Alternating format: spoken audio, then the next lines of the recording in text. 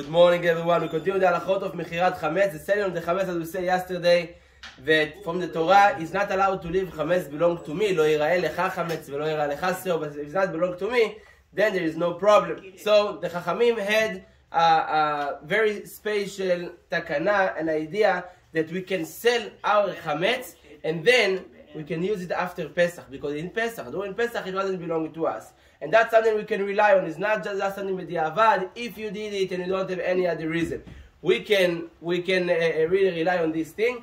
But still, it's better for this chametz. It is not that expensive, and we can, let's say, open packages of chametz. It's better to dispose them, to destroy them or eat them before Pesach, and leave only the chametz that's expensive. Let's say you have a lot of beer and you have whiskey and you have those things that is very expensive and you don't want to destroy them before Pesach. You can leave them in a special closet, special cabinet or freezer and close it. It's better even to lock it and mark in there that's sold to a non-Jew and is chametz, and will not open it Pesach. Only if it's really needed to take something from there, it is not chametz. During Pesach, then we can open. Let's say I have a whole room in my house that is the storage and I close it, all of this is chametz. Now in there is stuff that's not chametz. For example, I have plates in there and I have cups in there. I want to take from there during Pesach. If I really need, I can open and take from there.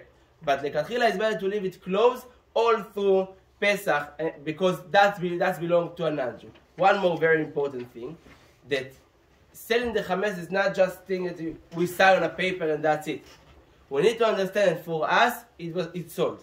So if the non-Jew come, knock on the door and say, "Hi, my name is Chris, I bought the chametz from you. Here, I have the contract. Your name is in there with the address. Can I take the whiskey you have in the closet?" You cannot say, "No, go away." If you do it, meaning you never sold the chametz, and you own chametz in Pesach, your chametz not allowed to be used after Pesach. You need to tell him, "Yes, of course, come, it's here, take it, but you write it." And then after Pesach, he paid you the balance between what he paid before to the Rabbanut to what he really took. Usually they not do it, but we need to understand, if something like this happens, we must give him the chametz. Now we have the forms in here that I brought some of them, and there is more in the group you can print.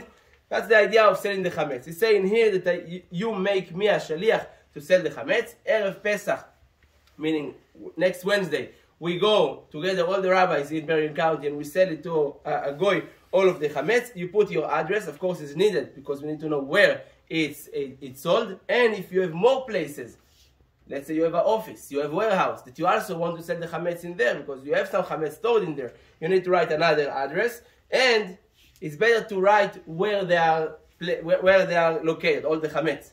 Let's say you have a freezer in the basement, so write in here, freezer in the basement, 2 cabinets in the kitchen, all of those things, because we need to mark those places for the non-Jew. If he comes, you need to know where to take it from, and then of course sign it, and by this you make the rabbi a shaliach. If it's me or any other one that you're going to do the chametz by them, you make them a shaliach to go and sell, and it's legal and halachically. It's work both of them, because we want to make sure that the chametz is not ours during Pesach. Baruch Adonai Le'olam. Amen ve'amen.